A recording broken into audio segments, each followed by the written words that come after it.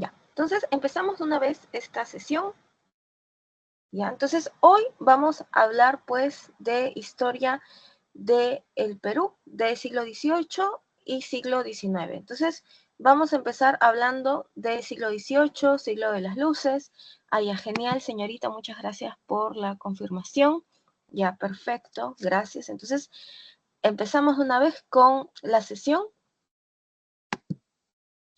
Entonces, vamos a hablar en primer lugar de las reformas borbónicas, ¿ya? ¿Cuál es el contexto? El contexto es el siguiente. Siglo XVI y siglo XVII, ¿no? España va a ser gobernada por la dinastía Habsburgo o Casa de Austria. Pero ¿qué es lo que sucede? Carlos II, conocido con el apelativo del hechizado, va a morir sin dejar hijos. Entonces, así es como se da fin a la dinastía Habsburgo y empieza una guerra de sucesión española.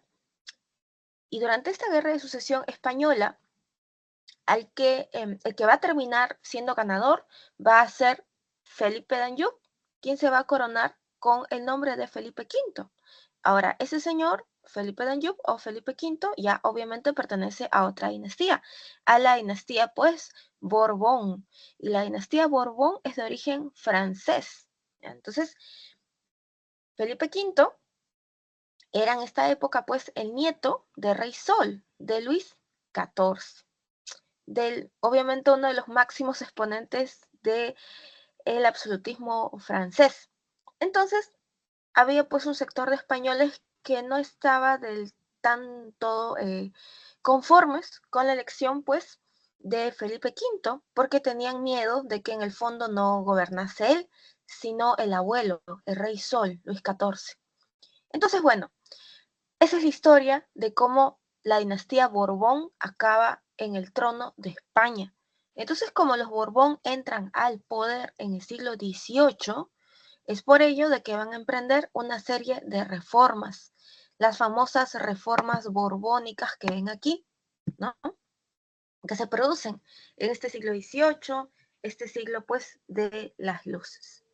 Entonces, durante esta época, ¿ya? Los Borbón, que acaban de llegar al trono de España, van a querer que España vuelva a ser poderosa, van a querer que España recaude un montón de plata, ¿no? Que sea tan poderosa como lo fue alguna vez durante el siglo XVI. Acuérdense que durante el siglo XVI España, ¿ya?, fue primera potencia en el mundo. Entonces los Borbón quieren, ¿no?, que España vuelva a ser lo que en antaño fue. Entonces, para eso, digamos que influenciados, inspirando en la última moda de la época, que era la Ilustración, van a emprender pues estas reformas borbónicas, en donde prácticamente reestructuran, modernizan, ¿no?, todos sus dominios, todas sus posesiones, obviamente incluidas las colonias. Entonces, el objetivo del rey de España es que España vuelva a ser poderosa, volver a tener control sobre sus colonias, porque lo cierto es que en estos 200 años que se había instalado la colonia, los criollos, sobre todo aquí en Lima, habían adquirido muchísimo poder, gracias a las alianzas matrimoniales y gracias a los importantes cargos públicos que van a empezar a copar, es que los criollos, ¿no?, se habían convertido ya en un poderoso grupo, sobre todo aquí en Lima, en el Virreinato del Perú. Entonces, de alguna u otra manera, ¿no?, el rey de España va a ver la manera de volver él a tener control sobre sus dominios. Y para eso es que va a empezar a golpear, por ejemplo, el poder de estos criollos. Entonces, el principal promotor, el principal impulsador de estas reformas borbónicas va a ser el rey Carlos III. ¿Ya? Carlos III, conocido con el apelativo, ¿no?, del alcalde de Madrid, ¿no?, de rey albañil, porque hizo importantes obras, ¿no? Y él va a ser el que reestructura prácticamente, ¿no? El principal promotor de estas reformas borbónicas es él. Entonces, vamos a empezar hablando de las reformas borbónicas que se dan en el aspecto político, ¿ya? Entonces, en el aspecto político, como les comentaba hace un ratito, los Borbón se han dado cuenta de que los criollos limeños se han convertido en un grupo muy poderoso y por ende un poco peligroso para el poder del rey de España. Entonces, ¿qué es lo que va a hacer el rey? El rey de España va a empezar a golpear su poder, a quitarles el poder a los criollos aquí en Lima. Y una manera de lograr todo ello es, por supuesto, empezando a restringir el acceso de estos criollos a importantes cargos públicos. Y de esta manera, obviamente, va a golpearlos.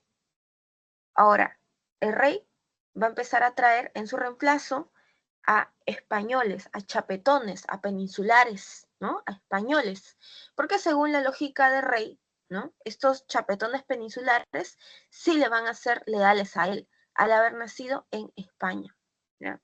Entonces, desde acá, digamos que va a empezar a haber ciertas tensiones entre los criollos, ¿no?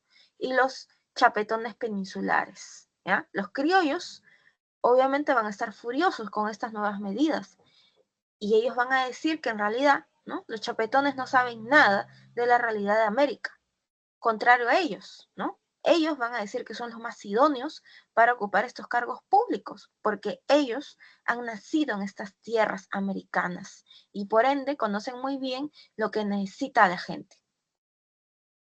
Ahora, las intendencias y la creación de la Real Audiencia de Cusco es una consecuencia de la rebelión de Túpac Amaru II.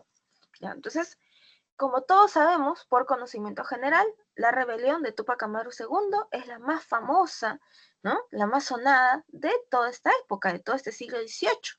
¿Ya? Entonces, dos consecuencias de esta rebelión va a ser pues la eliminación de los corregimientos y la creación en su reemplazo de las intendencias. ¿Ya? Ahora, corregimiento e intendencia no se compliquen la vida, chicos y chicas, perdón, es lo mismo, ¿ya? O sea, tiene que ver, ¿no? Con administrar las provincias, ¿no? Lo que para nosotros podría ser el equivalente a departamentos hoy en día, ¿ya? Es lo mismo, solamente que le cambian el nombre. ¿Por qué? Porque el rey, el Borbón, los Borbón se dan cuenta de que en realidad los indígenas aborrecen al corregidor, lo odian. ¿Y por qué el corregidor es el personaje más odiado por la población indígena? Porque este señor no solamente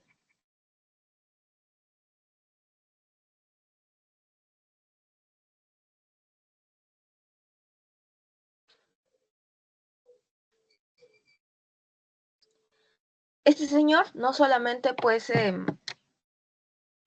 digamos que organiza el trabajo, obliga a los indígenas a trabajar la mitad, sino también este corregidor les obliga a los indígenas a que le compren productos que no necesitan. Este es el famoso reparto forzoso de mercancía. ¿Esto qué significa?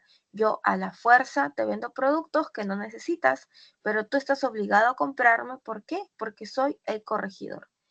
Entonces, por eso es que la población indígena odia al corregidor. Entonces, por eso es que se elimina la figura de corregidor y se crea en su reemplazo la intendencia, que es lo mismo. Ahora, la Real Audiencia de Cusco se crea, ¿no? Para escuchar los reclamos de los criollos cusqueños. Entonces, acuérdese que las reales audiencias son el máximo tribunal de justicia al interior de su jurisdicción. Ven juicios, ¿no? En temas civiles, penales, ¿ya?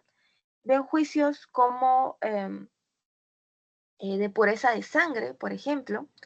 En esta época, si tú querías ocupar un cargo público importante, tenías que demostrar literal que eras blanco por los 4 costados. Esa era la expresión que se usaba en la época para decir que desde tus abuelos tú descendías de españoles y por ende podías concursar, podías acceder a estos cargos públicos. Entonces, todos estos temas legales los ve la Real Audiencia. Entonces, se crea una Real Audiencia en el Cusco para escuchar estos reclamos. ¿Ya? Entonces, ahora sí, vamos a hablar de cómo los Borbón reorganizan territorialmente todos sus dominios. Entonces, en primer lugar, vamos a ver lo siguiente.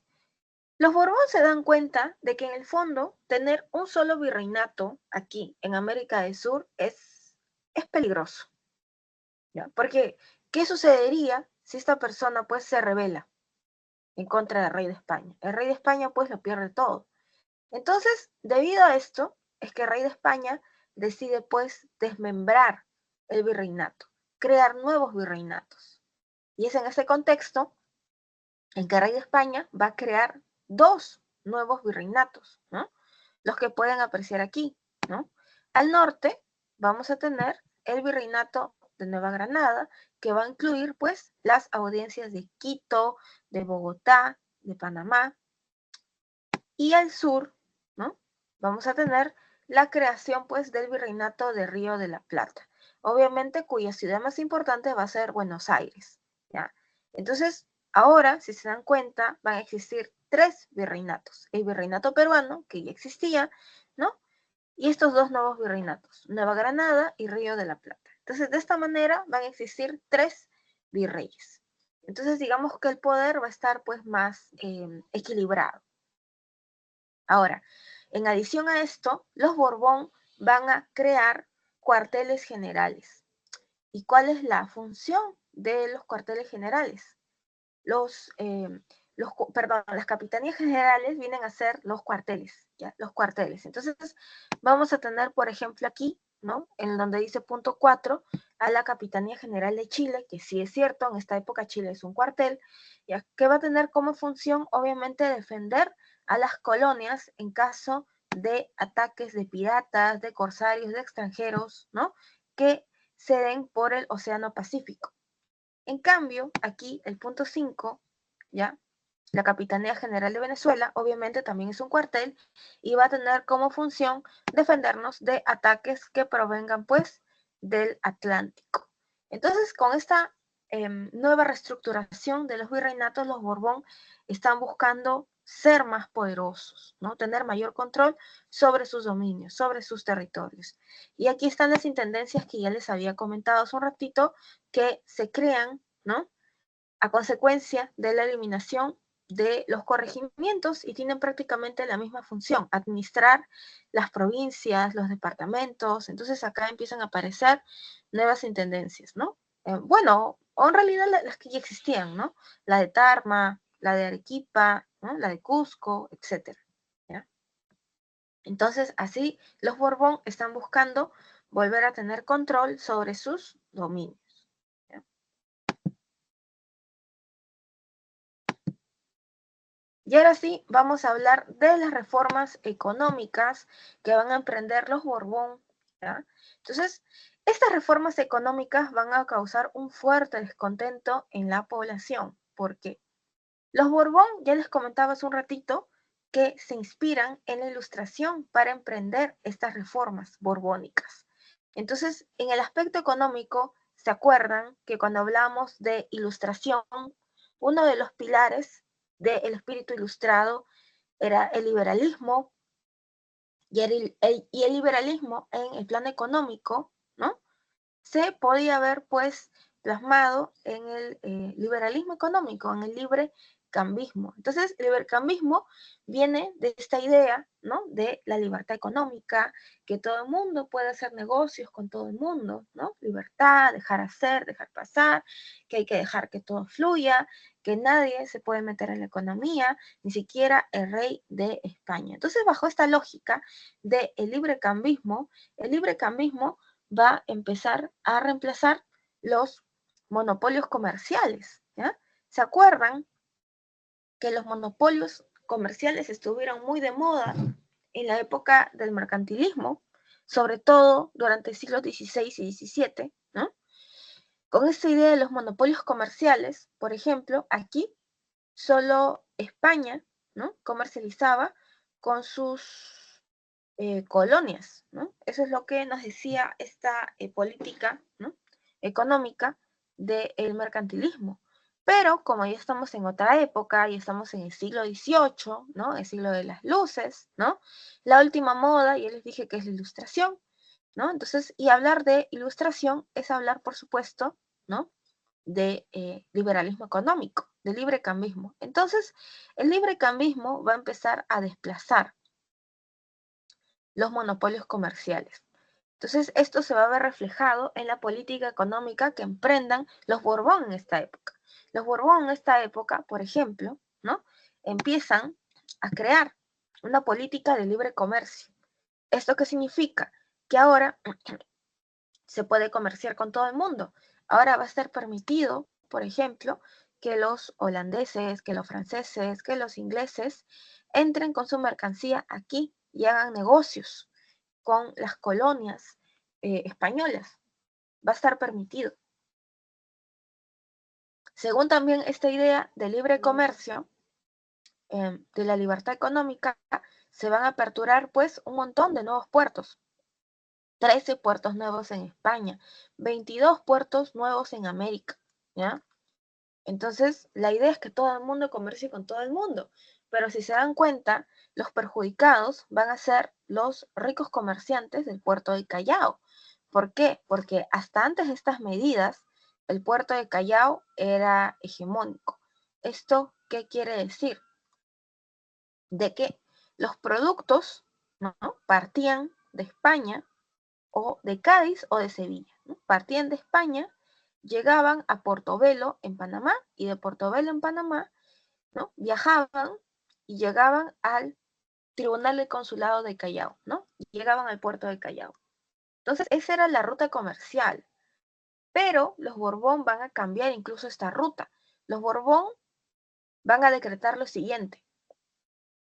Con los navíos de permiso, los Borbón van a decretar que en este momento, ¿no?, no es necesario hacer todo este tránsito de España, Portobelo, Portobelo, Callao. No, los Borbón van a decir que en este momento todos los productos que partan de España pueden llegar directamente a América del Sur, atravesando el Atlántico, llegando al Virreinato del Río de la Plata.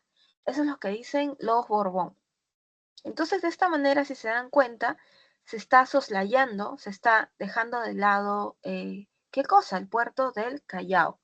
Entonces, así es como el puerto de Callao, desgraciadamente, va a dejar de ser hegemónico, porque ahora todos los productos llegan a América directamente al Virreinato del Río de la Plata, y ya casi nada llega al puerto del Callao. Entonces, digamos que todas estas medidas, en el fondo, están afectando los bolsillos de los ricos comerciantes criollos del puerto de Callao, ¿ya? Ahora, el contrabando, ¿ya? Los Borbón se dan cuenta de que el contrabando se ha convertido en un problema fuerte. ¿Por qué?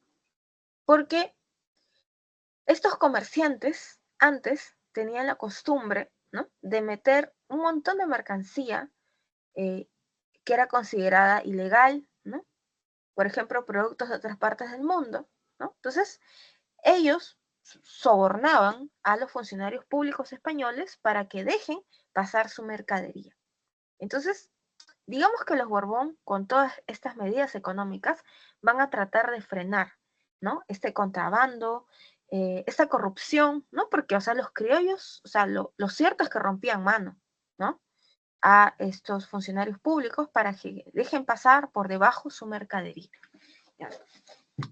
Ahora, los Borbón se dan cuenta de que las cajas reales, por ejemplo, habían sido un completo fracaso. O sea, en la práctica, la caja real, que tenía como finalidad recaudar los tributos, no había funcionado.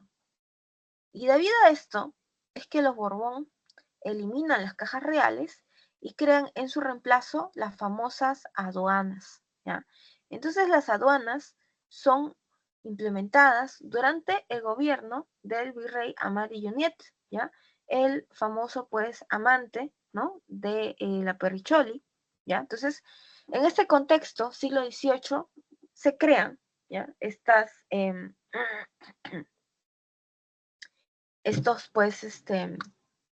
aduanas que existen hasta el día de hoy. Ahora, en cuanto a la producción, los Borbón deciden, ¿no?, empezar a fomentar, a incentivar la producción en otras minas, ¿ya? Porque digamos que la mina de Potosí ya no rendía la plata que antes producía. Había empezado pues a declinar la producción de la minería en Potosí, sobre todo desde 1650 en adelante. Entonces por eso es que los Borbón empiezan a promover la industria. Entonces es en este contexto en que empieza a nacer una pequeña industria de pisco, de aguardiente, de ron, de vino, ¿no? Ahora, ¿se acuerdan de que antes el impuesto minero era el quinto real? ¿No? El quinto real en minería significaba que el 20% de la producción, ¿no?, va como impuesto a la corona española. Eso era el quinto real, ¿no?, la quinta parte. Pero ahora, ¿no?, los Borbón le van pues a bajar el impuesto, ¿no?, a la mitad, al 10º real, ¿ya? Ahora, en cuanto pues a las reformas fiscales, los Borbón van a hacer lo siguiente. Por ejemplo, la alcabala la van a incrementar del 2%. Acuérdense, la alcabala era este impuesto de compra y venta al interior del virreinato. Entonces, si la alcabala antes era del 2%, los Borbón la van a incrementar al 4%, y del 4% la van a incrementar al 6%. Entonces, si se dan cuenta, que la alcabala pase del 2 al 6% es en realidad como si se triplicara el precio de este impuesto. Entonces, porque los Borbón tienen como objetivo subirle los impuestos a todo el mundo, si se dan cuenta, ¿ya? Entonces, esto es lo que hacen pues los Borbón, según ellos, ¿no?, para pues tener mayor control sobre sus recaudar más plata, ¿no?, ser más poderosos, ¿no?, y tener el control sobre todos los aspectos. Ahora, el reparto forzoso de mercancía, ¿no?, era una vieja práctica, ¿no?, que ya les comentaba, que solían hacer pues los corregidores, ¿no? Entonces, ¿qué es lo que van a hacer los Borbón? Los Borbón deciden volver legal este reparto forzoso de mercancía, lo legalizan, lo hacen ley, ¿ya? Entonces, ¿eso qué significaba? Que ahora, ¿no?, según la ley, o sea, según lo legal, según las normas de la época, tú estabas obligado a comprarle a tu corregidor todos los productos que te vendía, ¿ya? Eso significa la legalización del reparto forzoso de mercancías. Entonces, olvídense, esto va a perjudicar muchísimo a la población indígena, ¿ya? Ahora, en cuanto al pago del tributo indígena, digamos que en esta época nadie se va a salvar de pagar impuestos. Los Borbón, con la creación de las aduanas, van a querer que todo el mundo pague impuestos. O sea, nadie se salva. Hasta los indios forasteros en esta época van a tener pues que pagar sus impuestos. Entonces, si uno es indígena en esta época, uno va a tener pues problemas. ¿Por qué? Porque por una parte, si uno es indígena, tiene que trabajar para pagar la mita, ¿no?, y rendir tributo en monedas de rey de España. Y por otra parte, uno ahora sí está recontra obligado a comprar, ¿no?, todos los productos que el corregidor le venda a uno, porque ahora es legal el reparto forzoso de mercancía. Entonces, si uno es indígena, ahora va a tener una doble presión fiscal, ¿ya? Ahora, los Borbón también van a establecer los estancos. Por ejemplo, los estancos significa de que la corona española mantiene, ¿no?, la exclusividad de la producción de los productos que están aquí, que pueden apreciar. Entonces la corona decide a qué precio pues va a vender estos productos, ¿ya? Ahora, en cuanto a las reformas, ¿no?, eclesiásticas y educativas, vamos a tener lo siguiente, que otra vez los Borbón, pues utilizando la última moda de la época, que era pues la ilustración, ¿se acuerdan que uno de los pilares de la ilustración era esta idea del Estado laico? Estado laico significa de que nadie puede, la iglesia no tiene por qué meterse en el gobierno. Entonces el rey puede gobernar, ¿no?, sin la interferencia de la iglesia. La iglesia no se tiene por qué meter en los asuntos del Estado. Eso es lo que significa, en pocas palabras, el Estado laico, ¿ya?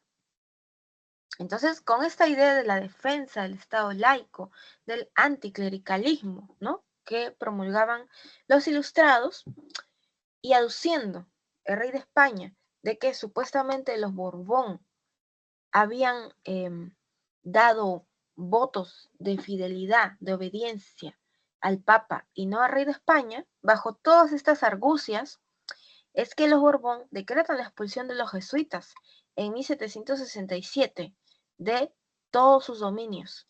Y es así como los jesuitas son expulsados, sin llevarse un solo real en el bolsillo. Entonces, en el fondo, ¿qué es lo que quiere el rey de España?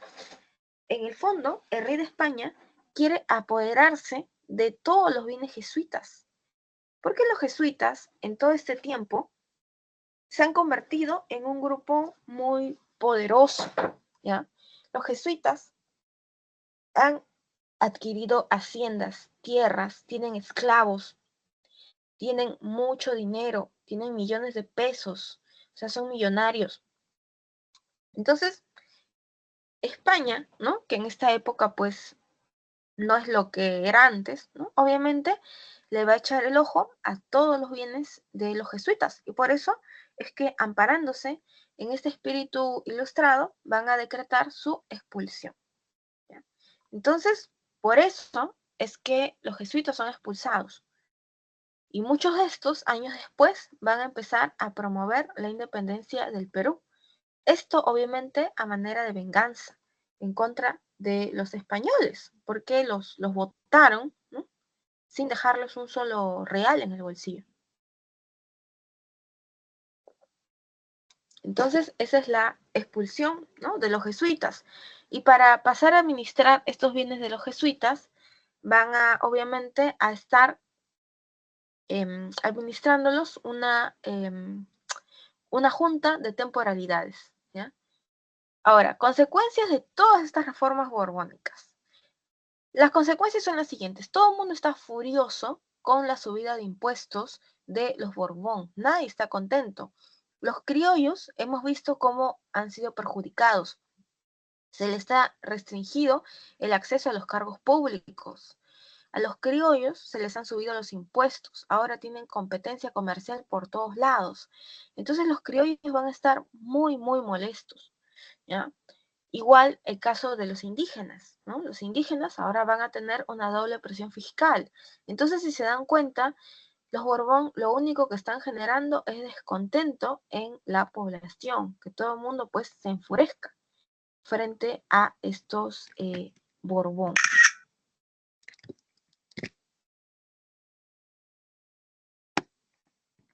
Entonces, eso es lo que hacen, eso es lo que ocasionan. Y también otra consecuencia de todo esto es que la gente va a empezar a pensar, ¿no? ¿Y qué es lo que pasa? ¿No? ¿Qué es lo que pasaría si rompemos una vez con los españoles, ¿no? Si rompemos con ellos, ¿no?, ya no vamos a tener por qué seguir pagándoles impuestos, obviamente. Y nosotros vamos a poder hacer negocios con quien queramos sin tener que rendir todos estos impuestos al rey de España. Entonces, digamos que una consecuencia bastante importante de estas reformas borbónicas es que le van a sembrar pues el bichito a la gente, por así decirlo, de que estos empiecen a pensar, ¿no?, en ideas emancipatorias, ¿no?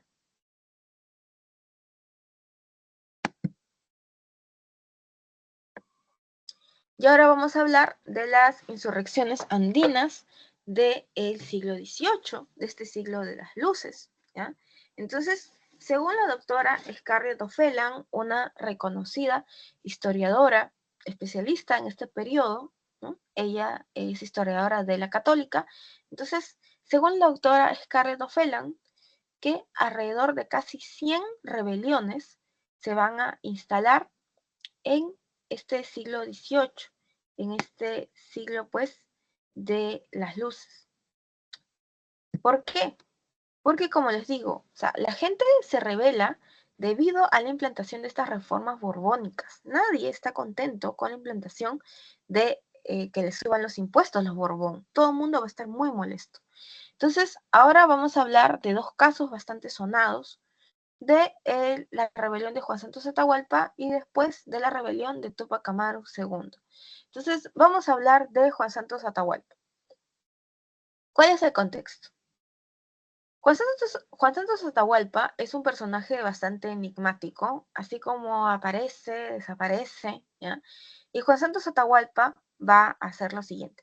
Él se va a oponer a la llegada de misiones supuestamente evangelizadoras, cristianizadoras a la región, porque Juan Santos Atahualpa sabe en el fondo, ¿no?, de que la llegada de los españoles a la selva central solamente significa una cosa, ¿no?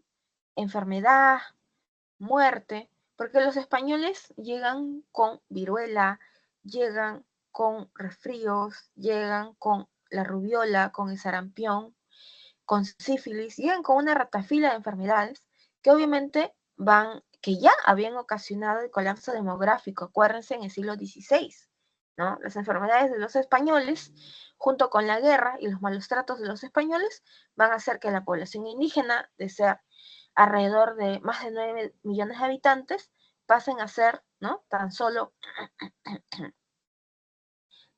pues poco más de 1 millón de habitantes. Entonces Juan Santos Atahualpa sabe lo que significa la llegada de los españoles, por eso es que se opone, ¿no? Entonces en su rebelión él la inicia en Tarma, ¿no?, en la Sierra Central, pero al toque va a hacer alianza con las etnias de la Selva Central, que están allí nomás, muy cerquita de Tarma. Entonces así es como hace alianza con los pueblos ayánicas, shipibos conivos, ¿no?, etcétera, y con estas alianzas con los pueblos amazónicos va a poder impedir que estos españoles lleguen con estas supuestas misiones evangelizadoras.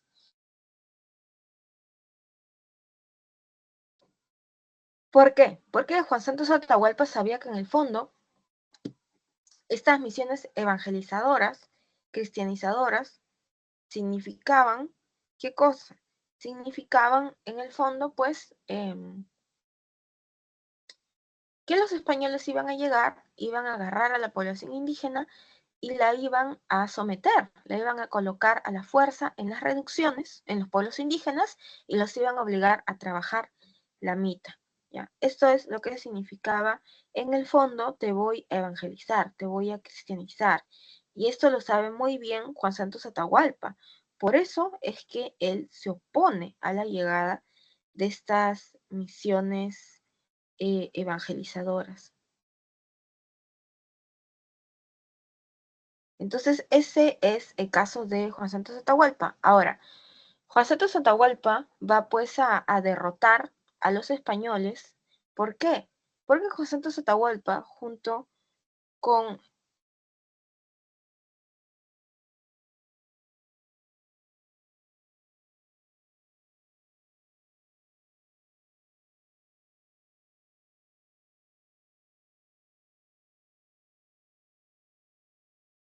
Y Juan Santos Atahualpa, junto pues con estas tribus ayánicas, eh, al conocer muy bien la selva, el espacio geográfico de la selva, van a lograr pues derrotar, ¿ya? Van a derrotar a estos españoles, porque los únicos que pueden ganar una guerra en selva son los que son de la selva, son los que han nacido en la selva. Por eso es que, por ejemplo, los vietnamitas, ¿no? Los vietnamitas ya en el siglo XX, con guerrillas nomás, como Vietnam es selva y ellos conocían muy bien su espacio geográfico, ellos se paseaban, ¿no?, sobre las tropas norteamericanas, ¿no?, que supuestamente eran una superpotencia, ¿no?, y eran lo máximo, pero los vietnamitas pues se tumbaban, ¿no?, a los estadounidenses como si no fueran nada, ¿no? ¿Por qué? Porque ellos conocían muy bien su espacio geográfico. Entonces, por eso, debido al conocimiento del espacio geográfico, ¿no?, de la selva, es que José Antonio Atahualpa y estas etnias, ¿no?, amazónicas pueden impedir el ingreso de estos españoles, ¿no?, en la región. Y así como aparece, desaparece esta enigmática figura de Juan Santos Atahualpa. Al parecer va a fallecer hacia 1761, aunque no hay fuentes, ¿no?, que nos hablen mucho de este personaje, ¿ya? Y ahora sí, vamos a hablar de la rebelión de Túpac Amaru II.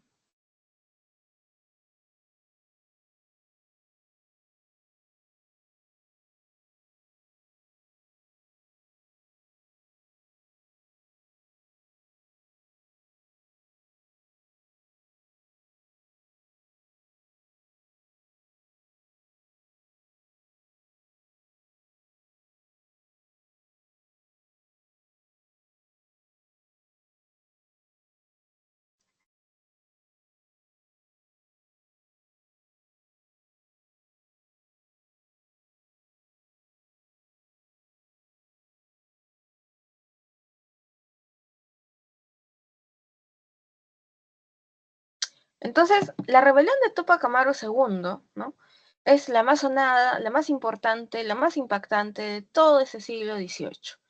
Se dice que Túpac Amaru II va a tomar el nombre de Túpac Amaru I, ¿no? ¿Se acuerdan que Túpac Amaru I fue el último inca de la dinastía, ¿no?, de los incas de Vilcabamba, ¿no? Túpac Amaru I en el siglo XVI fue uno de los hijos de Manco Inca, ¿se acuerdan? Entonces, se dice, ¿no?, que cuando lo ejecutan, cuando le cortan la cabeza, ¿no?, va a sobrevivir una de sus hijas, que en esa época era una niñita, ¿ya? Entonces, Túpac Amaru II descendería de esta niñita, ¿no?, de esta hija de Túpac Amaru I. Entonces, por eso es que se va a colocar este nombre, ¿no?, Túpac Amaru II. Entonces, Túpac Amaru II, él no es un indio del montón, no es un indio de a pie. Túpac Amaru II, ¿ya?, es un hombre muy rico, muy poderoso. Él pertenece a la nobleza indígena, no es cualquier persona, ¿ya? Entonces, él es el cacique, ¿ya?, de Pampamarca, de Surimana, o sea, el hombre tiene plata, ¿no? Entonces, ha nacido en una posición social recontra acomodada. Entonces, digamos que Túpac Amaru II emprende una rebelión antifiscal. Él, al ser también comerciante, estas reformas borbónicas lo han perjudicado a él en su bolsillo. Por ejemplo, el aumento de la alcabala del 2 al 6% lo ha perjudicado comercialmente. La legalización del reparto forzoso de mercancías también lo ha perjudicado a él. ¿Por qué? Porque ¿quién es el principal cliente de los productos de Túpac Amaru II? Obviamente la población indígena. Pero si esta población indígena, ¿ya?, em, ahora tiene una doble presión fiscal, obviamente ya no va a tener dinero para comprarle a Túpac Amaru II. Entonces, todas estas reformas borbónicas, económicas, fiscales, lo están perjudicando a él. Por eso es que él se rebela, ¿ya? Entonces, por eso es que su rebelión es antifiscal, ¿ya? Entonces, Túpac Amaru, digamos, él no está pensando en independencia, ni romper con España, nada de eso. O sea, más bien, ¿no?, él, durante su rebelión, él porta las banderas, ¿no?, de España.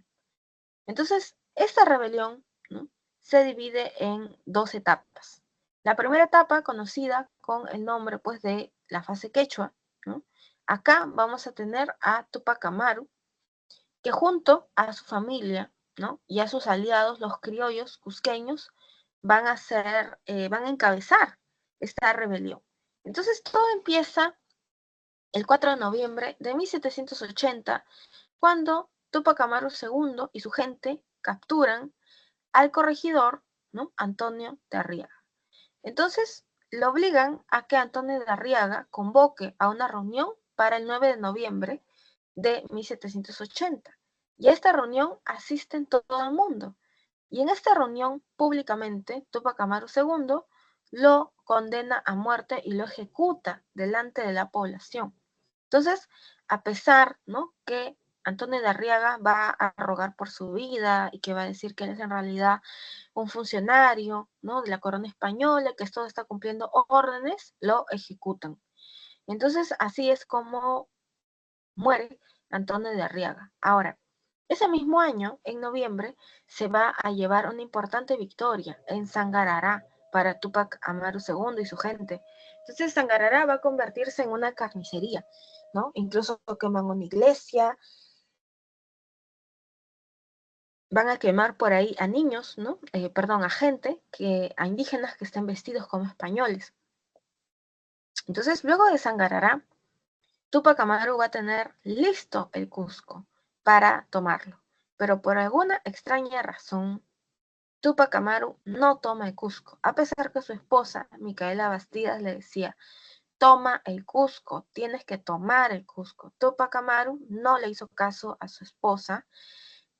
Al parecer no toma el Cusco para no chocar con sus aliados criollos, cusqueños, y más bien decide continuar con su rebelión más al sur, en la zona del Alto Perú, de Desaguadero. Entonces por ahí se va Túpac Amaru II. Entonces no tomar el Cusco le va a costar caro.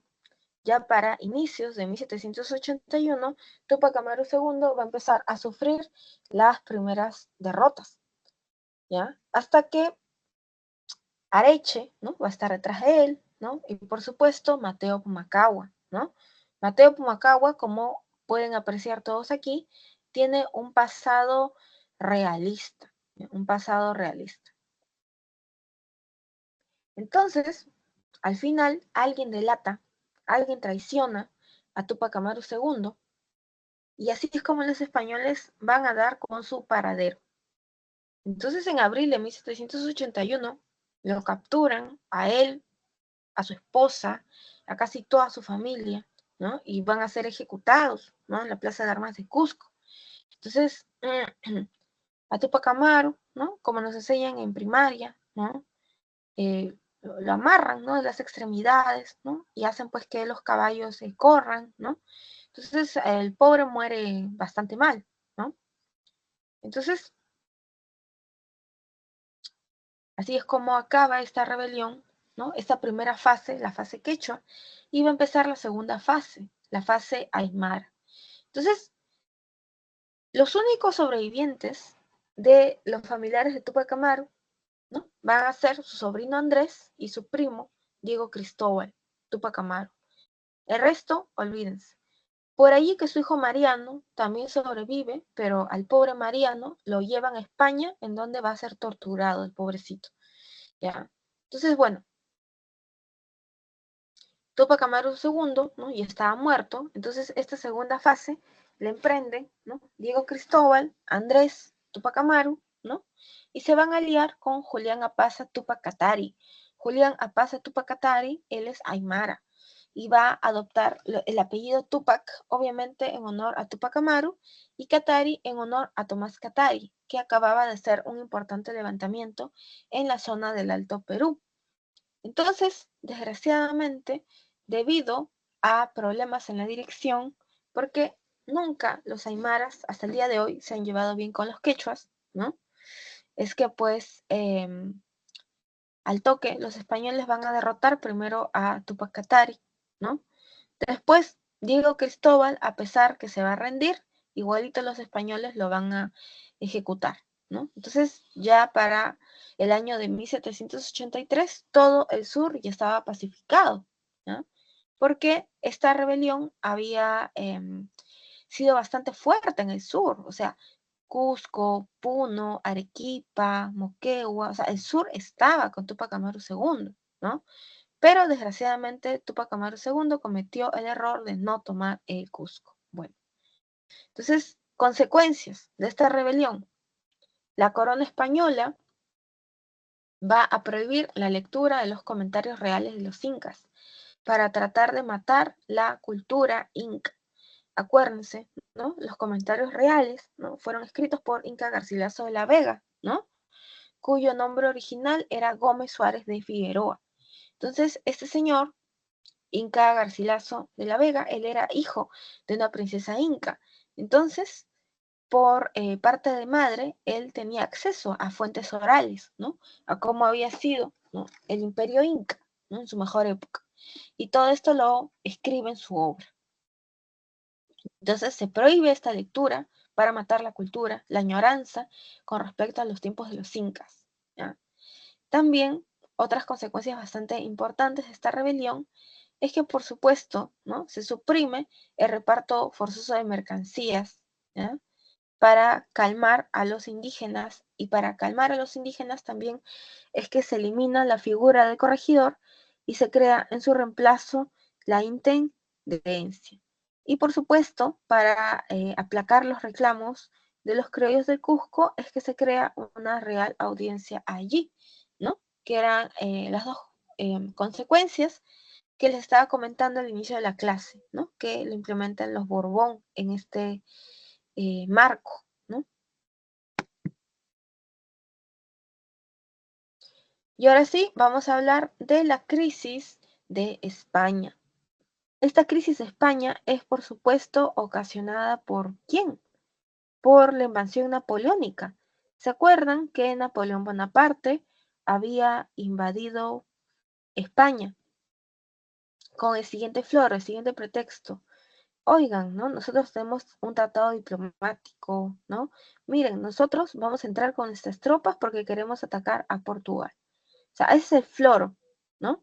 Pero al final, pues, los franceses se quedan, ¿no?, en España. Es más, van a tomar cautivo al rey de España, ¿no? Y se lo llevan.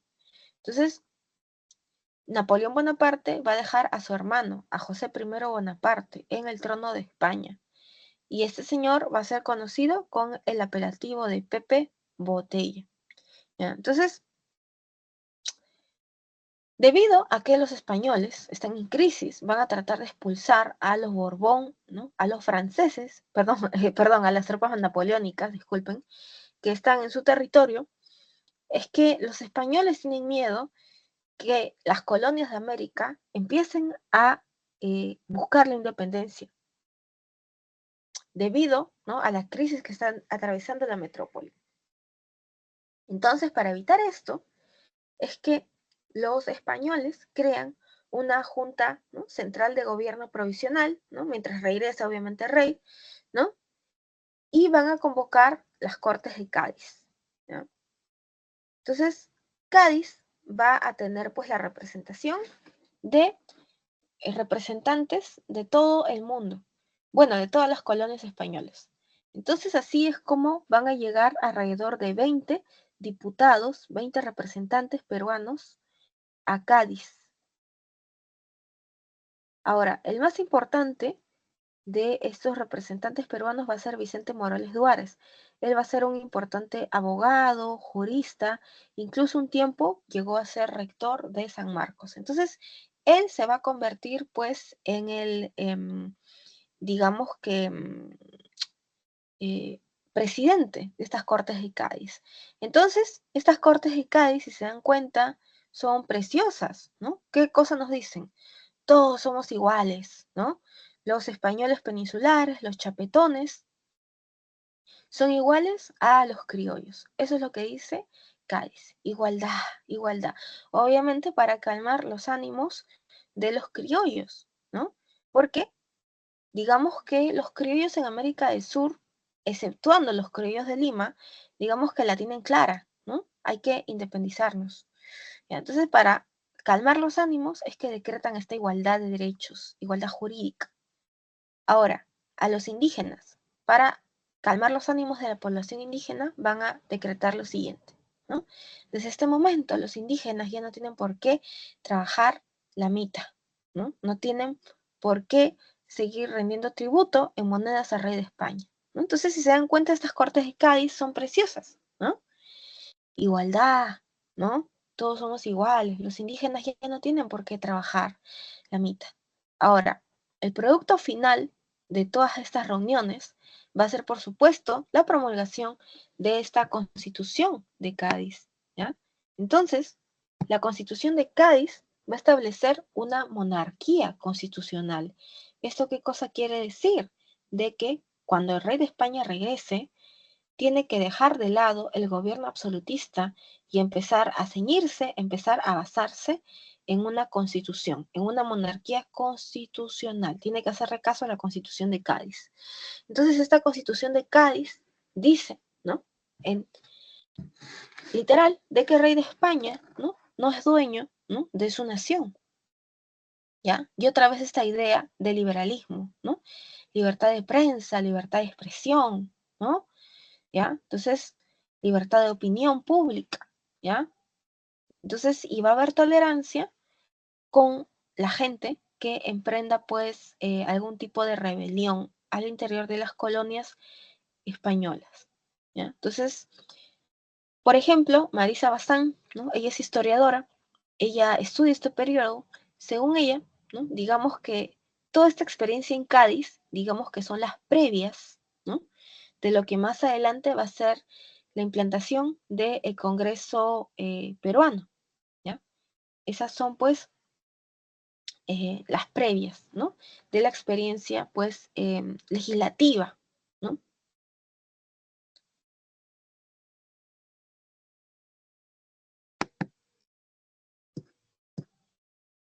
Y ahora sí, vamos a hablar de las juntas de gobierno, ¿ya?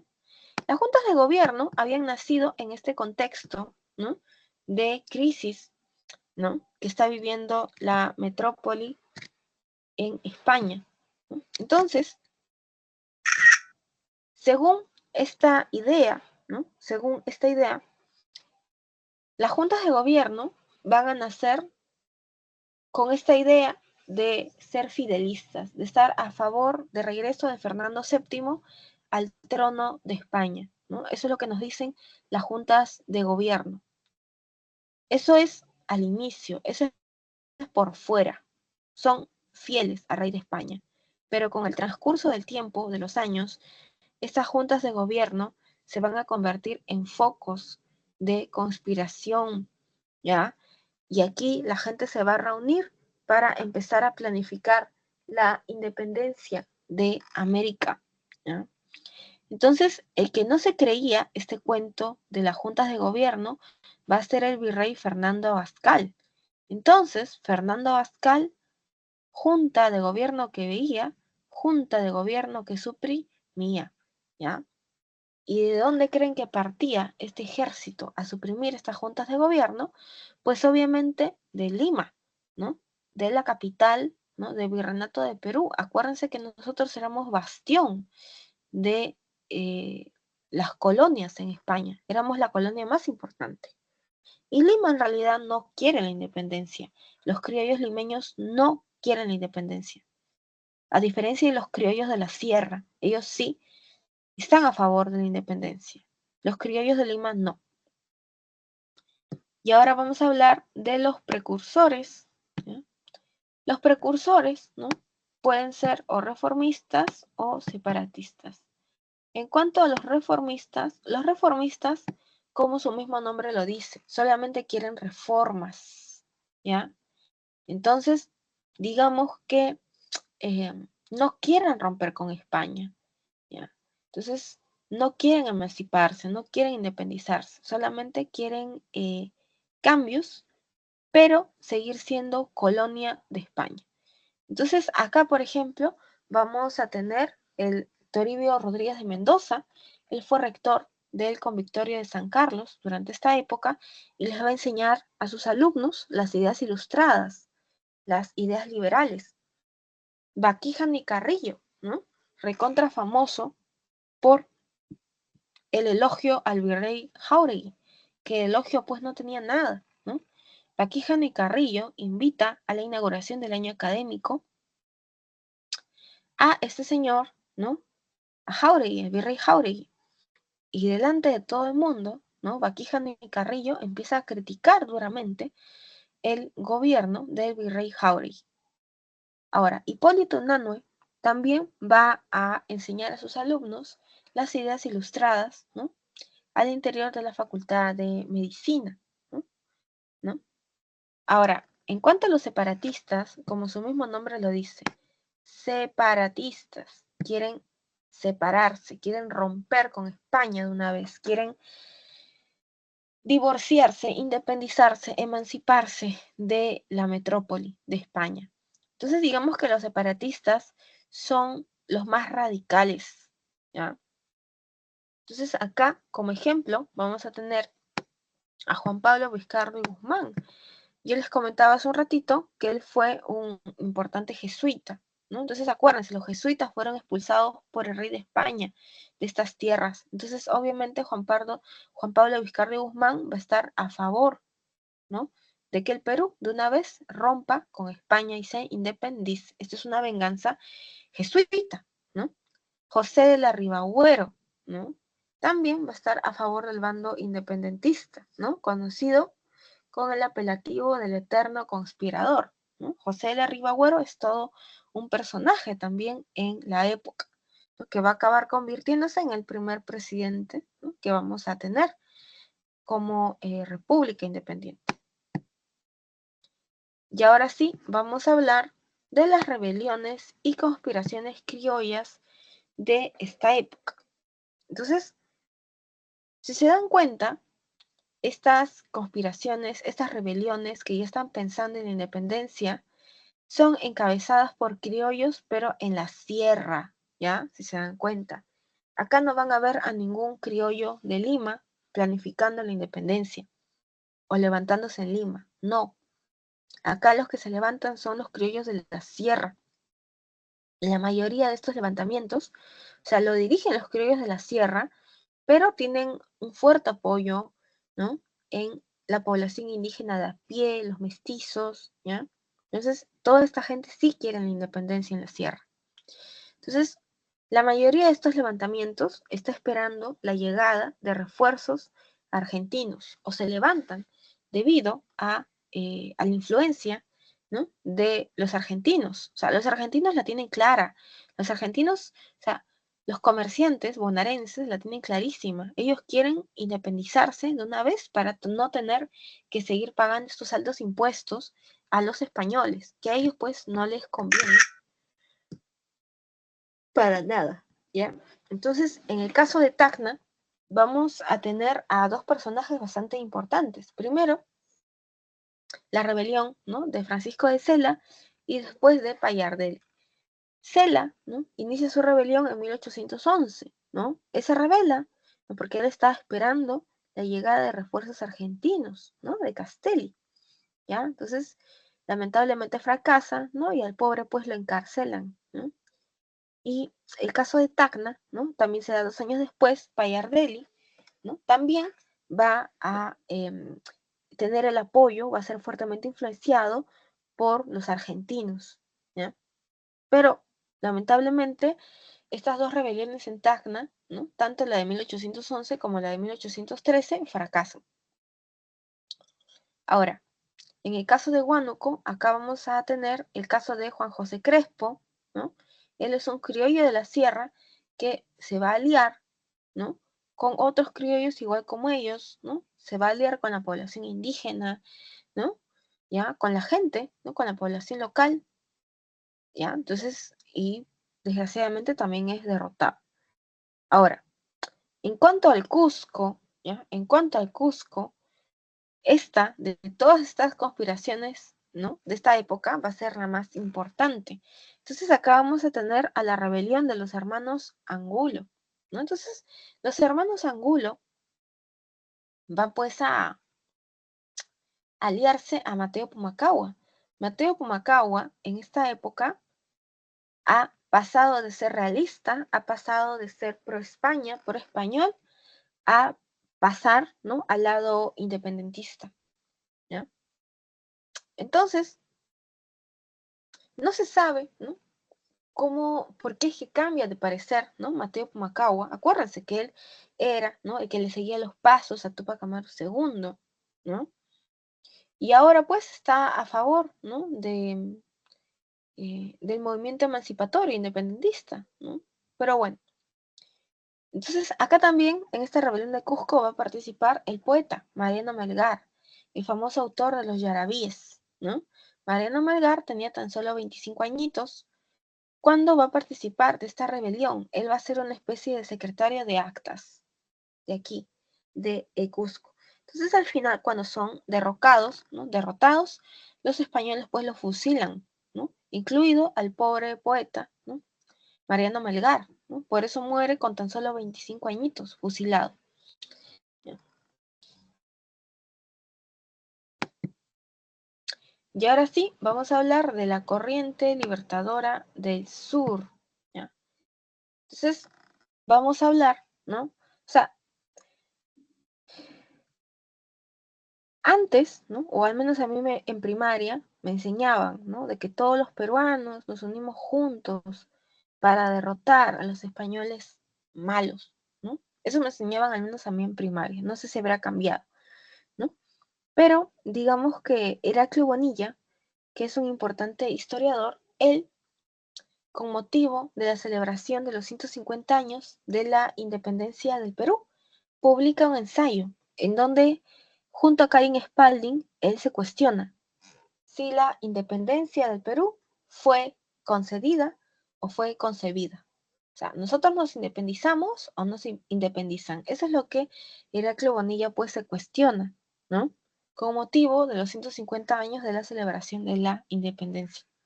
Entonces, hoy en día hay historiadores más jóvenes, ¿no? Que creen que en realidad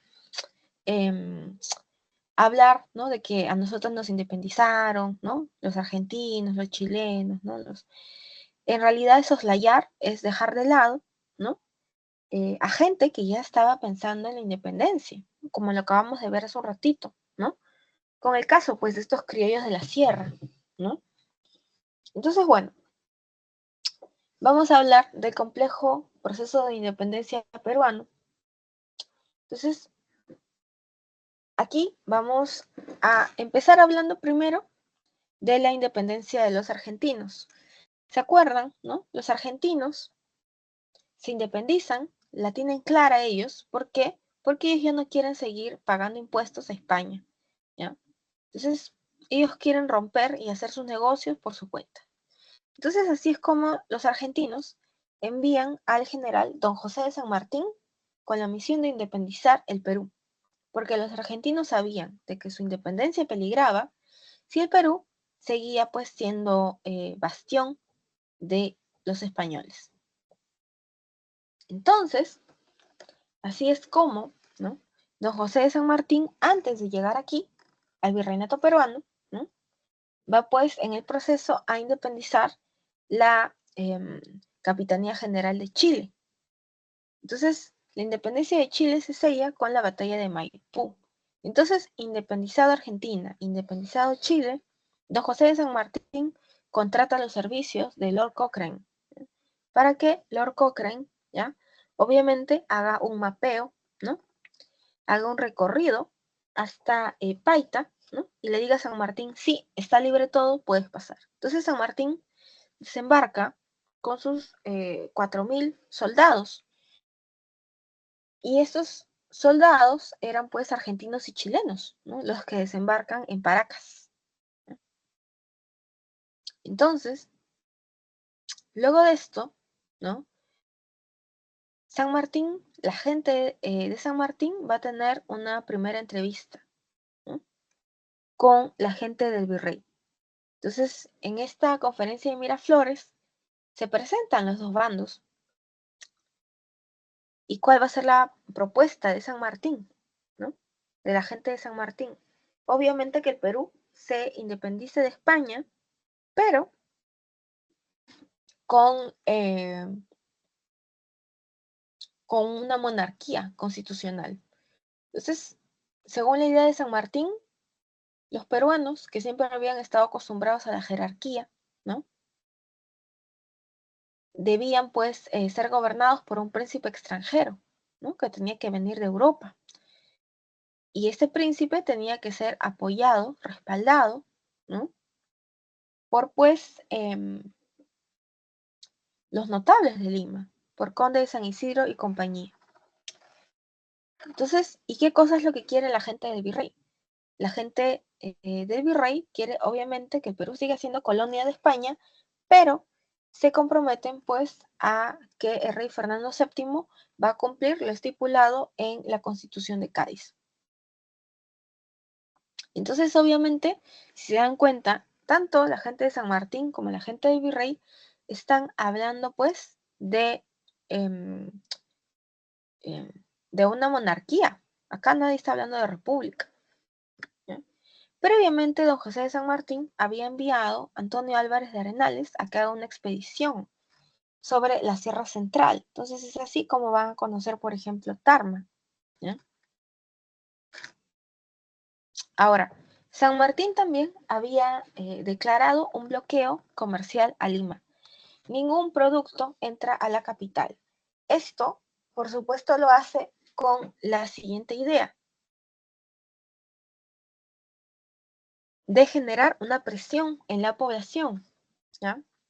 Para que obviamente, ¿no?, estén a favor, ¿no?, de él, de la causa de él.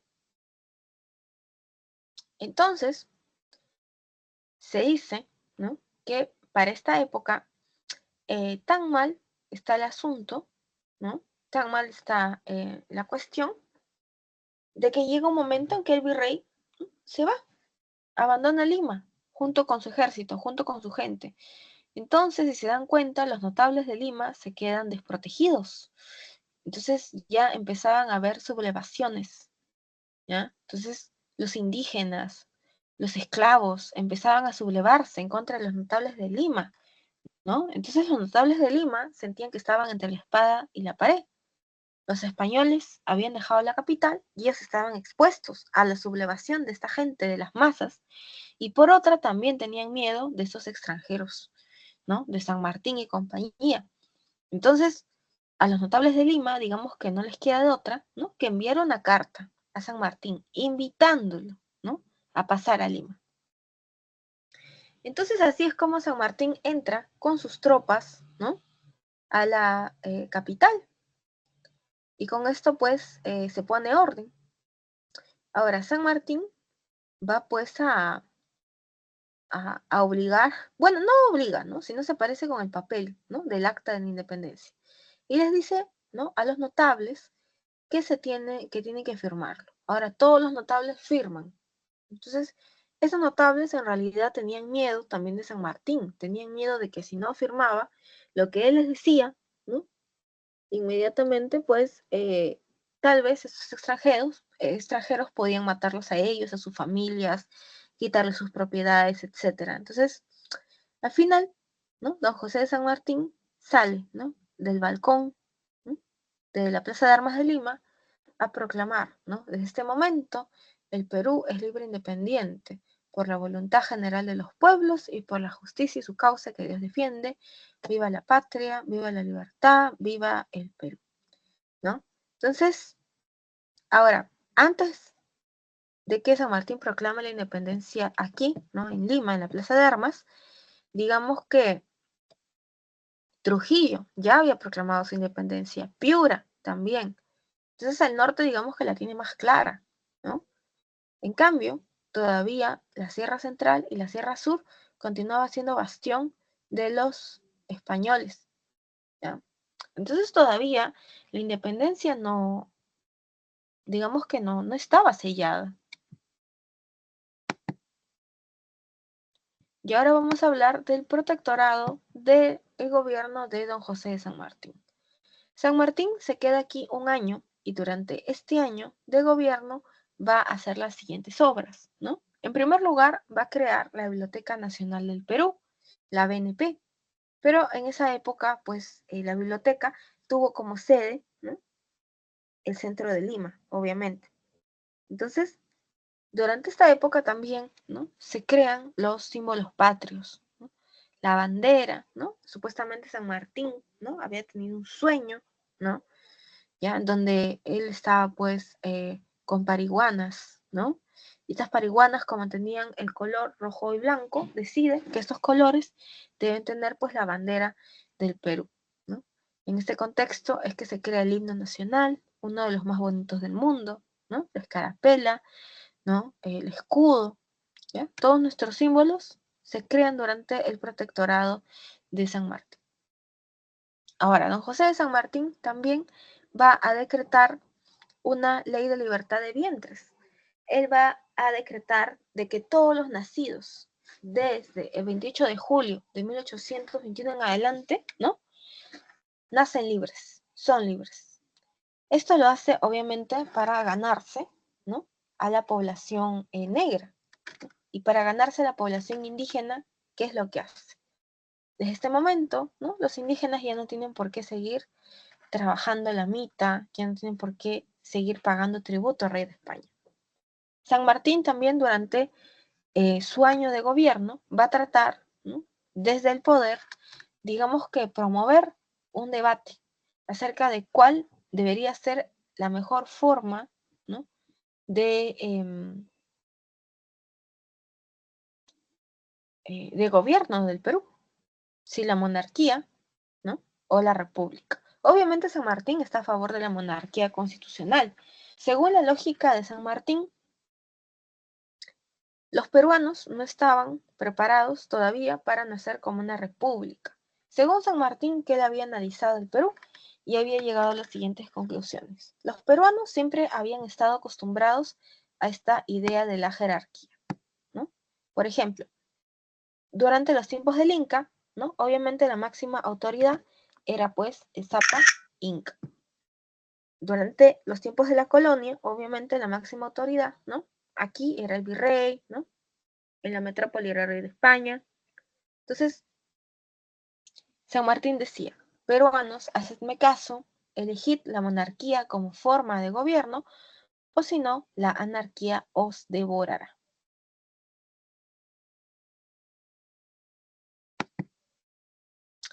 Al final, ¿no? San Martín se reúne en Guayaquil con Simón Bolívar. No se sabe a ciencia cierta qué es lo que se dicen, ¿ya? O sea, porque fue una conversación privada entre ambos, ¿no? Pero de aquí nace la leyenda, ¿no? De que supuestamente Simón Bolívar le dijo, ¿no? Que dos soles no brillan, ¿no? Dentro de un mismo firmamento. Y por eso es que San Martín agarra sus cositas, ¿no? Y se va del Perú.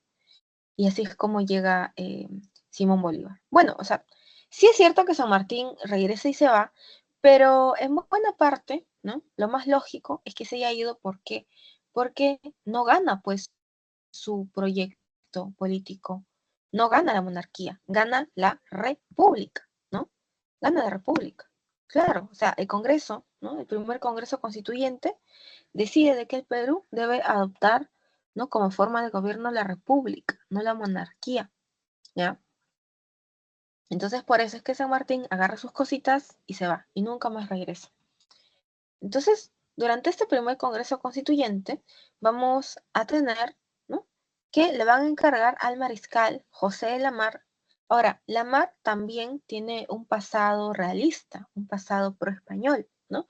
Pero le van a encargar dirigir la primera campaña de puertos intermedios, que va a tener como finalidad eliminar a las tropas españolas que todavía se encuentran aquí en territorio peruano. Ahora, lamentablemente, la primera campaña de puertos intermedios, organizada, liderada por José de la Mar, es un fracaso, y debido a esto, ¿ya? Es que Ribagüero, el eterno conspirador, le da golpe de Estado, bueno, le da un golpe, ¿no? A José de la Mar. Y así es como José de la Ribagüero, ¿no? Va a acabar siendo el primer presidente que vamos a tener nosotros en la historia del Perú. Entonces, miren, ¿no? Qué bonita forma de nacer a la etapa republicana, ¿no? Nosotros hemos nacido como república, ¿no? Con un golpe de Estado. Entonces, Ribagüero va a planificar nuevamente una segunda campaña de puertos intermedios, ¿no? Para nuevamente tratar de erradicar a los españoles, ¿no? Que todavía estaban en el Perú. Y obviamente esta segunda campaña de puertos intermedios vuelve a fracasar. Y es así como el Congreso peruano decide destituir a Ribagüero y nombrar como nuevo presidente a Torre Tagle. Entonces, Ribagüero no va a reconocer esto y desde Trujillo él va a seguir diciendo que él todavía sigue siendo presidente del Perú. Entonces, ¿se imaginan? O sea, en esta época de crisis tenemos a los españoles todavía aquí, tenemos pues a Ribagüero que dice que sigue siendo presidente, y tenemos a Torre Tagle, ¿no? Que ha sido nombrado por el Congreso. O sea, miren, ¿no? Cómo estamos naciendo, ¿no? A la República. Y ahora tenemos el gobierno, pues, de Torre Tagle.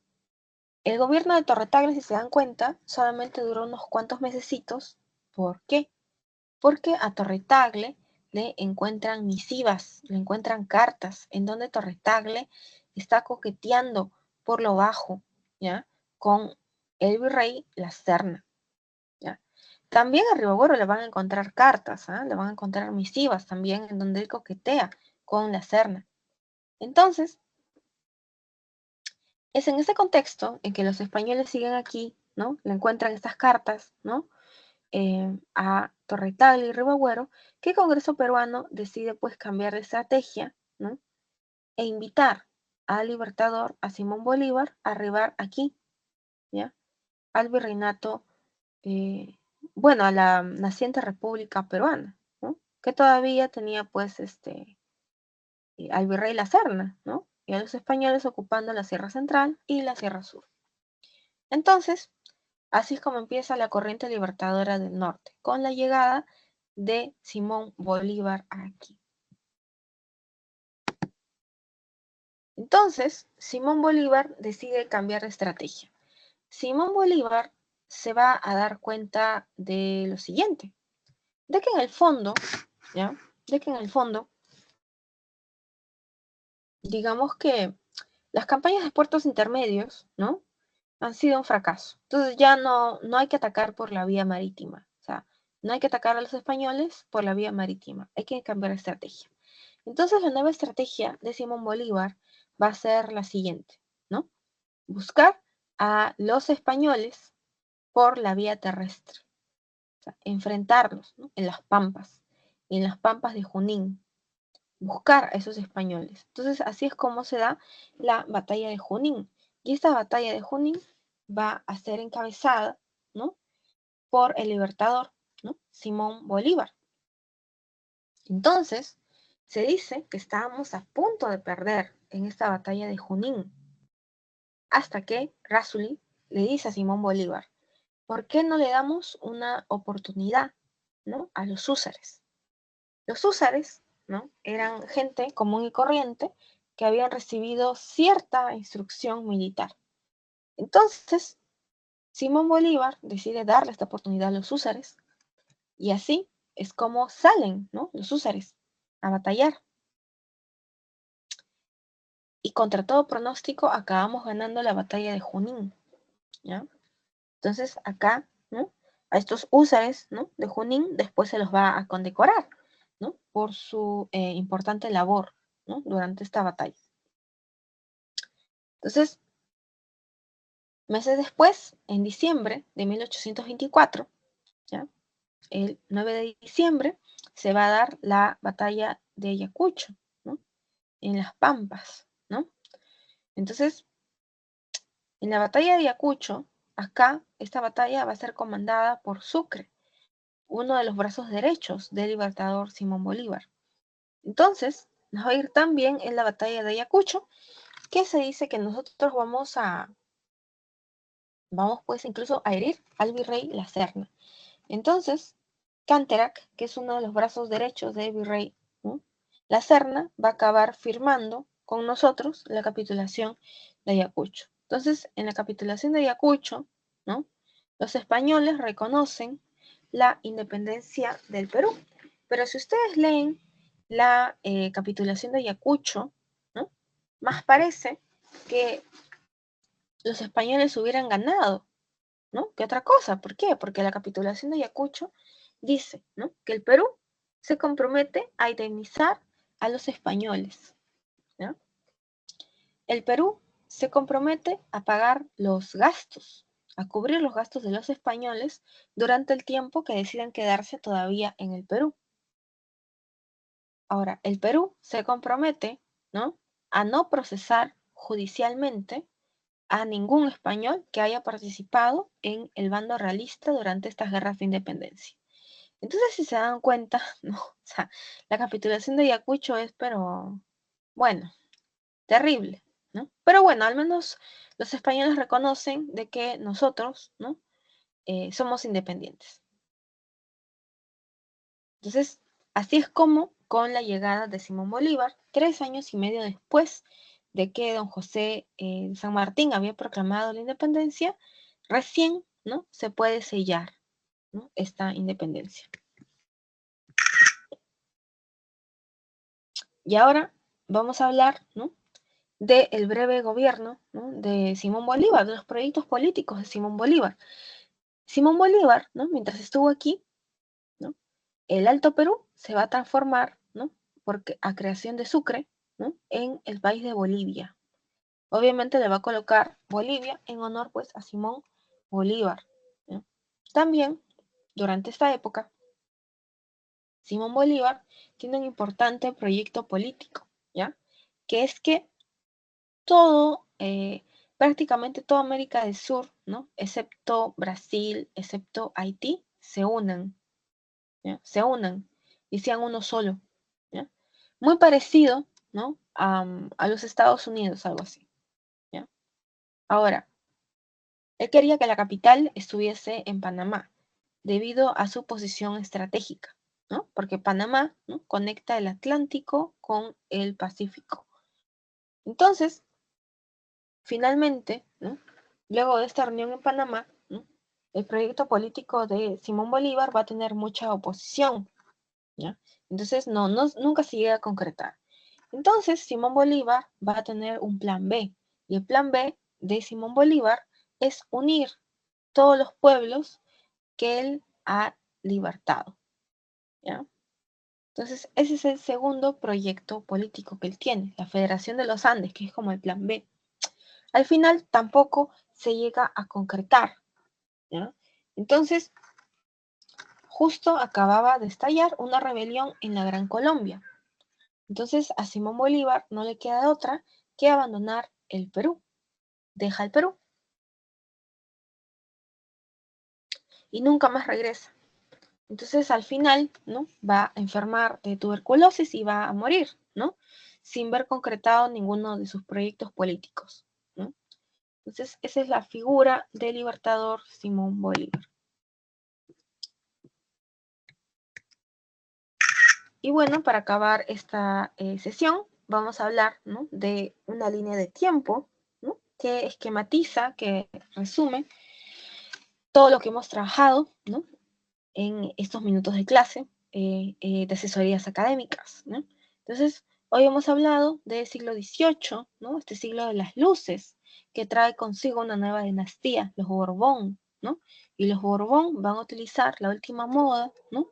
Que es la ilustración para modernizar sus colonias, sus dominios, para volver a ser poderosos, ¿no? Para volver a tener control sobre la población, para recaudar más plata, ¿no? Y es así como los Borbón emprenden estas reformas borbónicas, en donde reestructuran, ¿no? Los virreinatos, ¿no? A nivel político, ¿no? Se crean nuevos virreinatos, ¿no? Las capitanías generales, ¿no?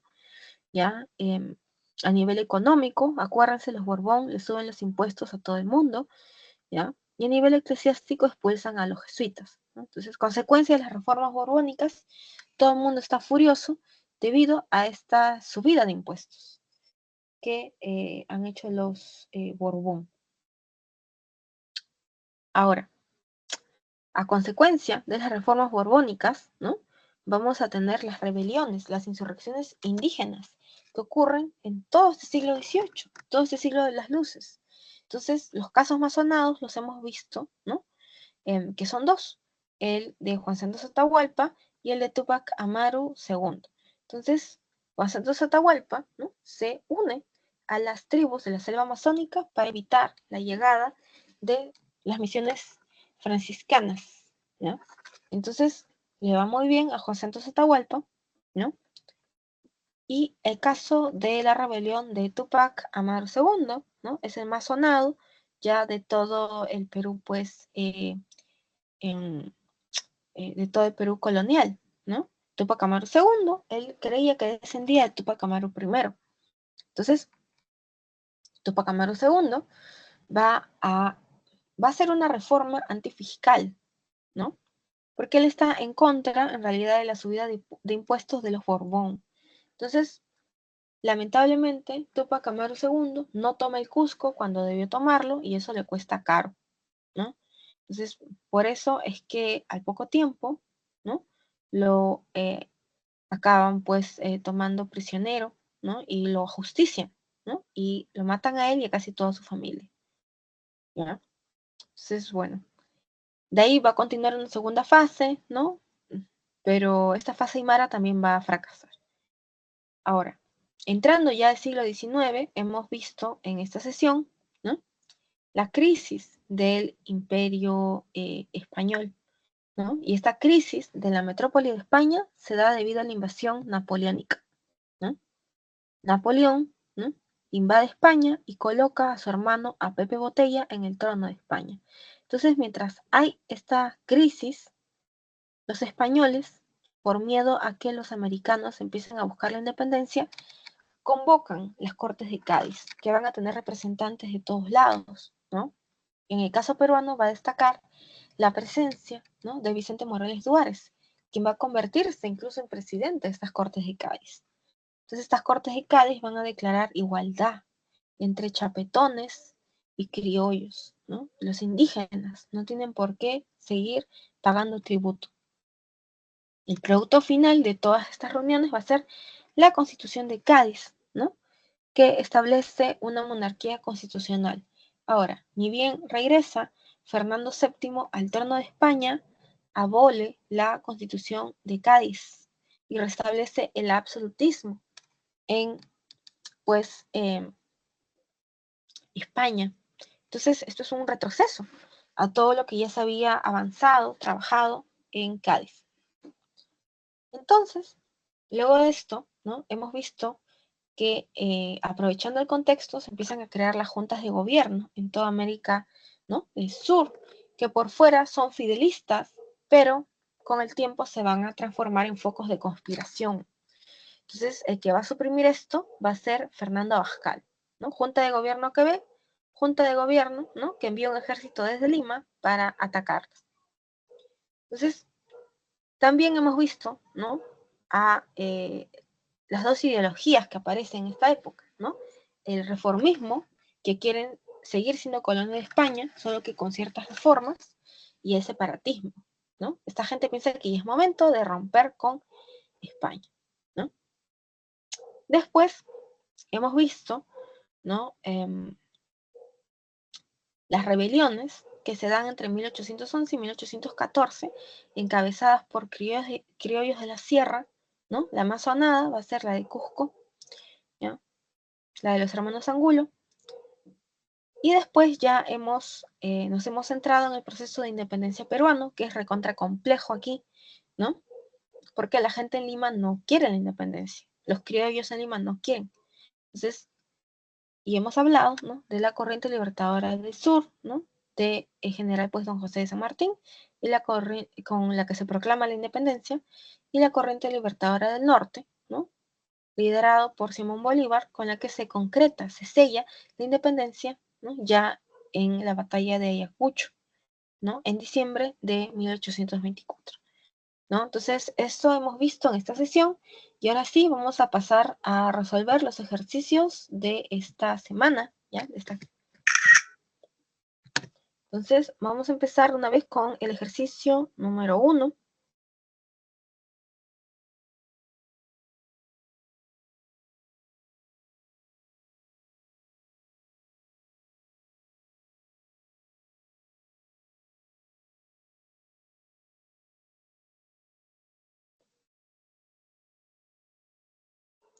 Entonces, empezamos con el ejercicio número 1. El ejercicio número 1, ¿no? Como lo tienen allí en su material, ¿no? Dice lo siguiente, ¿no? Está citando un texto, ¿no? De Clara García, ¿no? En la que nos habla de las reformas borbónicas, ¿no? Y el texto dice lo siguiente. Llegada la dinastía de los Borbones a España, su primer representante se encontró con una monarquía muy venida a menos, económica y socialmente. El reino de Carlos II era hechizado, gobernante achacoso e indolente, había permitido que el aparato estatal se desordenara y que los burócratas lo usaran para su propio beneficio, abuso que se había hecho endémico bajo los Austrias de Felipe III en adelante. Tareas que podían ser desempeñadas por uno o dos empleados estaban entregadas a un número superior con el consiguiente gasto superfluo. Entonces, esto nos dice, ¿no? Clara García, ¿no? En las reformas borbónicas, ¿no? Texto del Fondo de Cultura Económica. Entonces, dice, el texto que presentamos hace referencia a una situación por la que atravesaba España antes de las reformas borbónicas, la cual se caracterizó por, entonces vamos con las alternativas. La alternativa A dice modernizar el Estado con el fin de centralizar y mejorar la estructura de gobierno. Esta respuesta es incorrecta. ¿Por qué es incorrecta?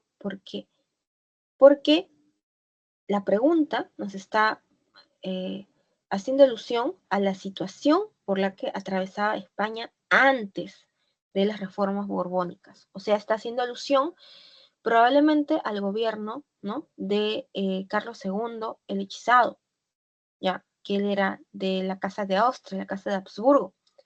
Entonces, por eso es que la A no puede ser. La B, estar gobernada por reyes incapaces que fortalecieron una burocracia inútil. Por supuesto, o sea, el meollo del asunto de ese texto, de esa cita, gira en torno a esto, ¿no? A cómo pues los Habsburgo, ¿no? Eh,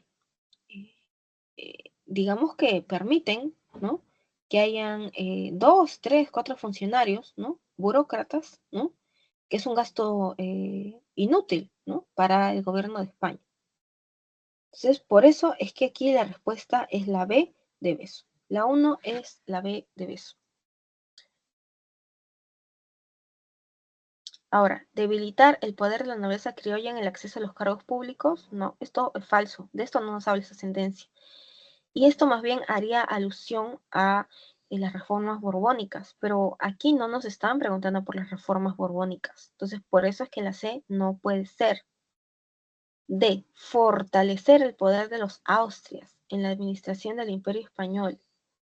Acá la cita no nos habla del fortalecimiento del poder de los Austrias, más bien nos hablan de que los Austrias habían venido a menos, ¿no? La económica y socialmente España. Entonces, por eso es que la D tampoco puede ser. La E, que dice, contar con una burocracia elitista, especializada, eficiente y responsable, no. Acá esta cita nos habla más bien de la ineficacia, de lo inútil de la burocracia, ¿no? De los Austrias. Entonces, por eso es que la E no puede ser. Por eso es que les digo que la 1 es la B de beso.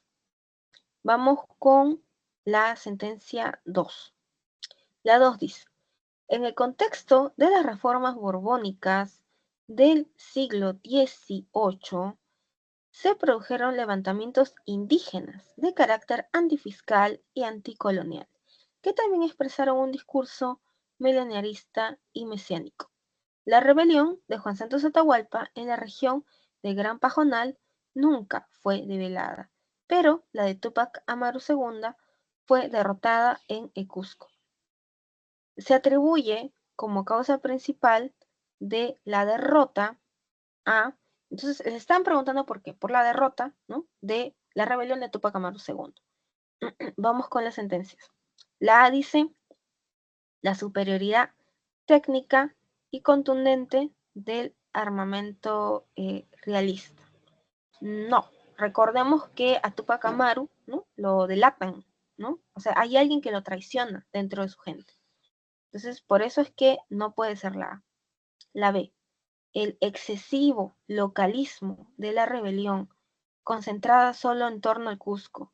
No, recordemos que la rebelión de Túpac Amaru II, ¿no? O sea, viaja incluso hacia el Alto Perú, hacia la zona del Desaguadero, ¿no? Entonces no se centra, no se queda solo en el Cusco.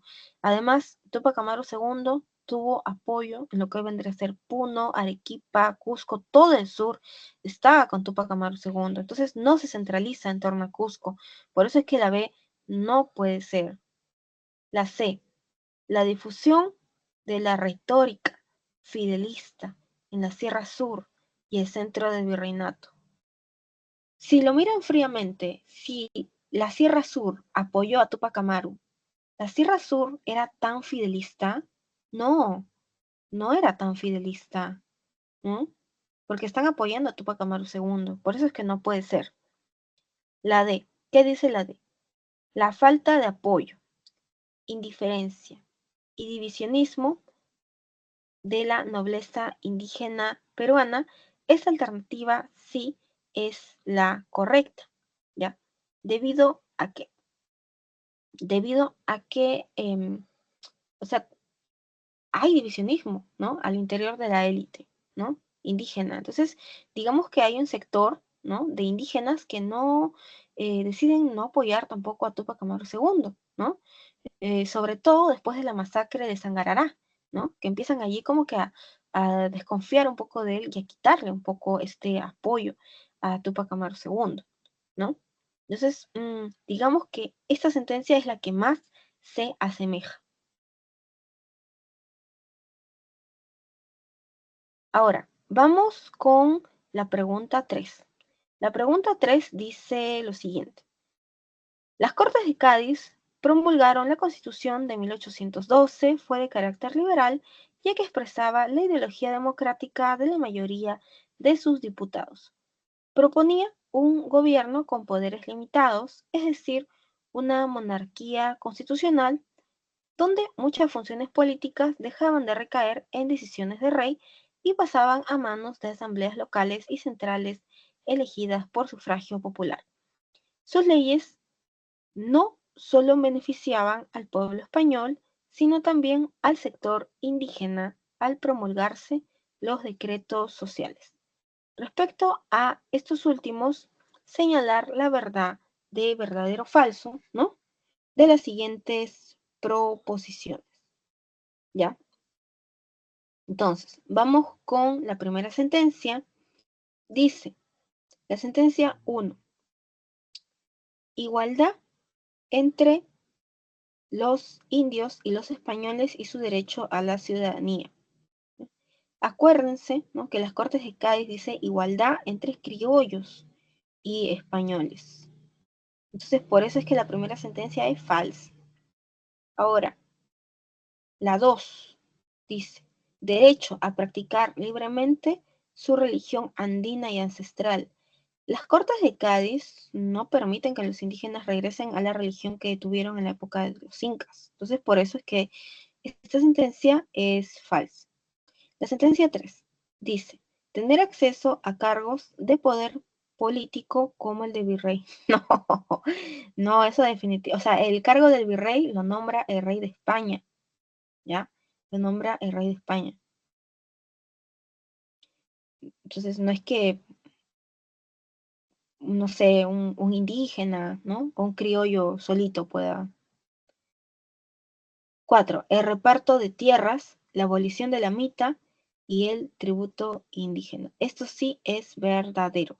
Acuérdense, ¿no? Que Cádiz va a decir lo siguiente, que desde este momento los indígenas ya no tienen por qué seguir trabajando la mita para rendir monedas, ¿no?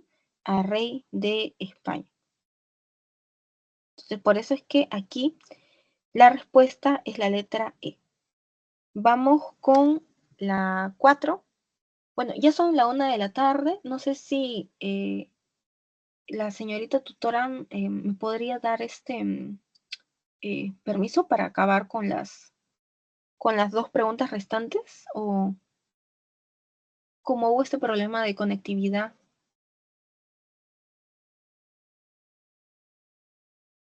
Bueno, acabamos rapidito. em, estas 2 preguntas, ¿ya? Entonces, vamos rapidito con la 4, ¿no? Dice, después de la entrevista de Guayaquil, San Martín dejó el gobierno en manos del primer Congreso peruano, el cual se abocó a la elaboración de una constitución y organizar una junta gubernativa por el general José de la Mar, cuyo objetivo principal fue expulsar a los españoles mediante la estrategia militar denominada Campaña de Puertos Intermedios. Se envió un ejército al puerto de Arica al mando del general Rudecindo Alvarado. siendo el resultado final que, sentencia A, vencieron a los españoles en la batalla de Cepita en el Alto Perú. Esto es falso. Acuérdense que las dos campañas de puertos intermedios fracasan. Alternativa B, dieron el golpe de estado conocido como motín de Balconcillo, ¿no? No, esto es falso. Sentencia 3. Fracasaron al ser derrotados en las batallas de Torata y Moquegua. Esto es verdadero, ¿ya? Esto es verdadero. Ahora, coordinaron con Bolívar y Sucre para encontrarse en Arequipa. No, esto es completamente falso. Apoyaron a Sucre para vencer a los españoles en Pichincha. No, nada que ver, ¿ya? Entonces, por eso es que la 4 es la C de casa. Y vamos rapidito con la última sentencia, que dice: el proyecto político de Simón Bolívar, después del fracaso de los acuerdos del Congreso de Panamá, fue construir un gran estado que estaría formado por los países que él había liberado. Esta gran organización fue denominada Federación de los Andes, cuyo primer paso sería formar la puntos suspensivos, a la que después se uniría puntos suspensivos sustentada en el soporte jurídico de puntos suspensivos, que legalizaría a un ejecutivo fuerte gobernando a una república federal. Entonces, a ver, acá dice la A, ¿no?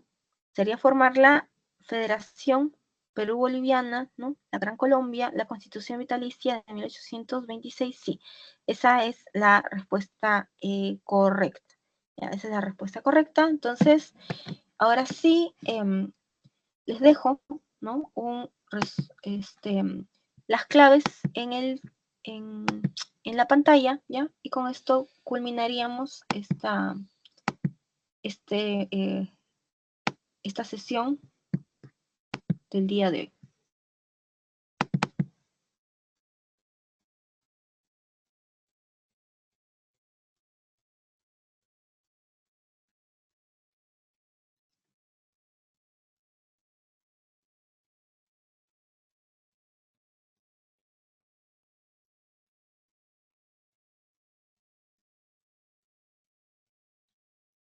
Ya, aquí están las claves, ¿no? En resumen, la 1 es la B de beso, la 2 es la de dedo, la 3 es la de enano, la 4 es la C de casa y la 5 es la A de avión.